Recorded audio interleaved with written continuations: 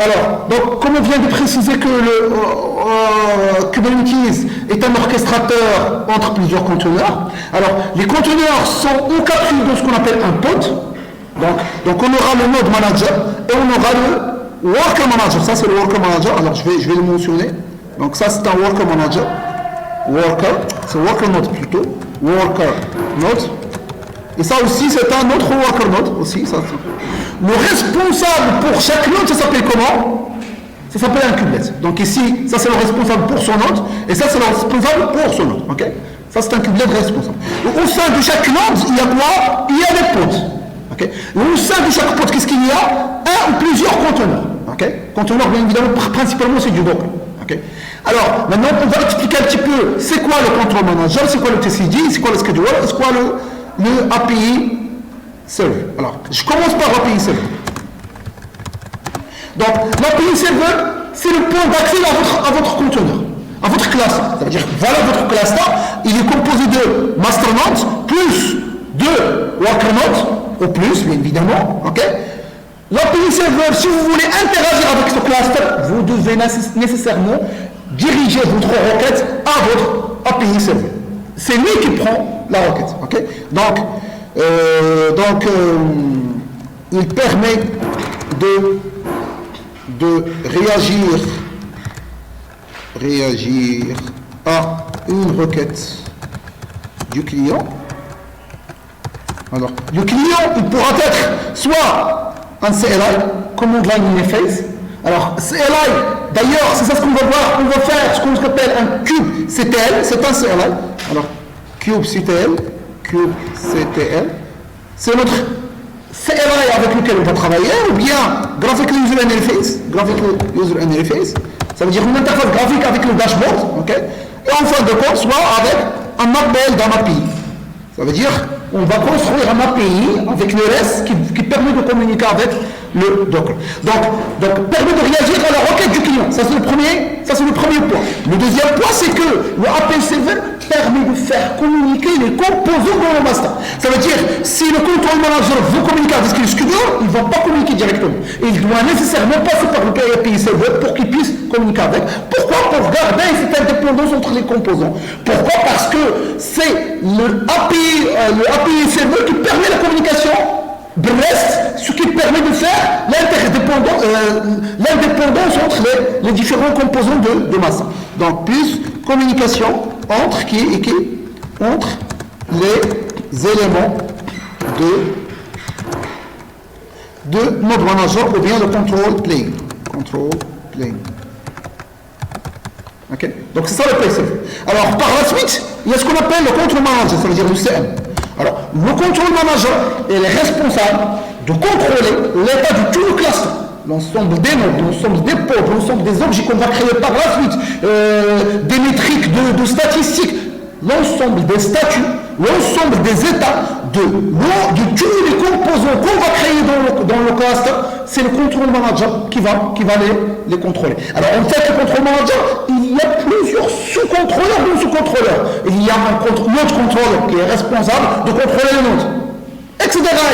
Donc pour chaque fonctionnalité, il y a un sous-contrôleur de contrôle manager qui est responsable de contrôler cette fonctionnalité. Donc contrôle les états de tout le cluster. Okay. Bien évidemment, il y a plusieurs sous-contrôleurs pour qu'on puisse faire une petite séparation de logique. Donc en utilisant un ensemble de sous-contrôleurs. Alors, par la suite, il y a ce qu'on appelle le ETCD. Alors, le ETCD, c'est quoi? Alors, je vais l'écrire ici. Alors, ETCD, c'est quoi? C'est une petite base de données, database key value, distribuée, qui permet d'enregistrer les états, qui permet de stocker les états. Ça veut dire, une fois que les états ont été connectés par le control manager, on va les stocker où? On doit les stocker quelque part pour qu'on puisse savoir l'état actuel. Si on a, par exemple, si l'état actuel c'est 3 réplicas et nous on veut faire 4 réplicas, on doit comparer le current state avec ce qu'on veut exactement. Alors, où cette information est stockée? Elle est stockée dans le TCD. Alors, Key-value qui permet d'enregistrer l'état. Et l'état, il a été collecté par qui? Il a été collecté par le control manager. Okay? Alors, par la suite, il y a le scheduler. Alors, le scheduler, qu'est-ce qu'il permet? Il permet de placer les nodes, les pods plutôt. C'est pas placer. Il permet de désigner, c'est pas placer, il ne place pas, de désigner les nodes appropriées pour un nouveau pod. Ça veut dire que je veux créer un nouveau pod, ok? C'est le scheduler qui va vous dire, s'il vous plaît, ce pod-là, il faut le positionner dans le worker node 2, et non pas dans le worker node 1. Comment il va faire? Par la suite, on va voir. Ok? Alors, le scheduler va simplement vous dire qu'on va créer le pod dans le node 2. Et c'est le kubelet qui va en fait créer le pod dans le nœud. Donc, le scheduler est là, il va vous dire que moi, comme étant un client, je vais faire une requête à qui? Je vais faire une requête. Alors, je vais faire la requête, alors je vais écrire la requête. Alors, la requête, c'est kubectl, run. Je vais faire ngpod. Ça, c'est un pod que je vais exécuter.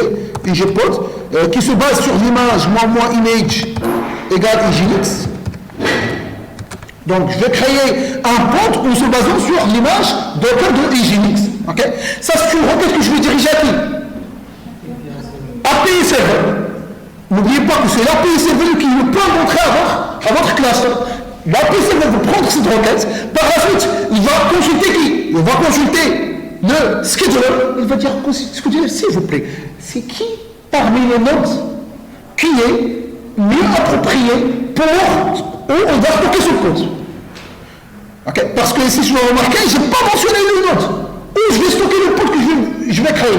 C'est Kubernetes qui doit imaginer dans quel node on va stocker ce pod. Et exactement qui? C'est le scheduler qui va le faire. Une fois qu'on va dire, c'est le node numéro 2, on va envoyer une requête à Kubelet. Okay? C'est l'API server qui va envoyer une requête à Kubelet. Il va dire, s'il vous plaît, créez-nous un pod là-bas. Il va créer un pod, et par la suite, le control manager, le Kubelet va envoyer nos données au API server pour que le contrôleur manager puisse récupérer.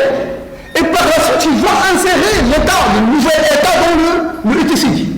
Pour dire qu'on vient de créer un pod dans tel node, et voilà la configuration, et voilà l'image, etc., dans le etcd. Donc le TCD, à chaque fois, on doit avoir un feedback sur le control manager pour que le control manager puisse enregistrer l'état actuel du serveur dans le TCD. Ça marche? Donc c'est comme ça que ça marche. Okay? Donc en fin de compte, on va finir avec un pod qui a été créé dans soit le node 1, soit le node 2. Ça dépend de ce qu'il veut, qu'est-ce qu'il va décider. Okay? Donc grosso modo, c'est ça l'idée. Okay?